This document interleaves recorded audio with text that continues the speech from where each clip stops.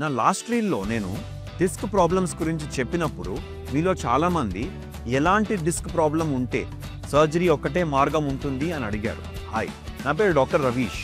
నేను ఒక neuro surgeon. అలాగే బ్రెయిన్ అండ్ స్పైన్ హెల్త్ గురించి సింప్లిఫైడ్గా వీడియోస్ తయారు చేస్తాను. డిస్క్ ప్రాబ్లంతో మా దగ్గరికి వచ్చినప్పుడు మేము మోస్ట్ కామన్గా చేసే టెస్ట్ ఎంఆర్ఐ. ఎంఆర్ఐలో ఈ డిస్క్ బల్జ్ అనే దాన్ని మనము 4 స్టేజెస్గా డివైడ్ చేస్తాం. Stage 1 bulging disc. ఇది సింపుల్గా మైల్డ్గా బల్జ్ ఉంటుంది. ఈ మైల్డ్ బల్జ్లో సహజంగా నరం అనేది ఒత్తుకుంటుంది, కానీ నొప్పి అనేది అంతగా ఉండదు. Stage 2 disc protrusion. ప్రొట్రూషన్లో ఇలాంటి డిస్క్ అనేది కొంచెం ఎక్కువగానే బల్జ్ అయ్యి నరాల మీద ఒత్తిడి అనేది స్టార్ట్ అయిపోతుంది. Stage 3 extrusion. డిస్క్ ఎక్స్ట్రూజన్ అంటే డిస్క్ ఒక ఔటర్ కవరింగ్ అనేది దాంట్లో ఒక హోల్ అయిపోయి లోపలున్న భాగం అనేది మెల్లగా బయటికి వస్తాం మొదలు పెడుతుంది. స్టేజ్ 4 సిక్వెస్ట్రేషన్.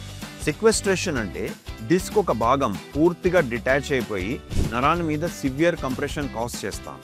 సో నేను సింపుల్గా చెప్పదలుచుకుంది ఏంటంటే, ఇలాంటి స్టేజెస్ ఇంకా సైన్స్ బట్టి మనము కన్జర్వేటివ్ మెథడ్సా లేదా సర్జరీ అనేదా అని డిసైడ్ చేస్తాం. సో మీరు ఇలాంటి ప్రాబ్లంతో సఫర్ అవుతూ ఉంటే తప్పకుండా మీ డాక్టర్ దగ్గరికి వెళ్ళి సంప్రదించండి.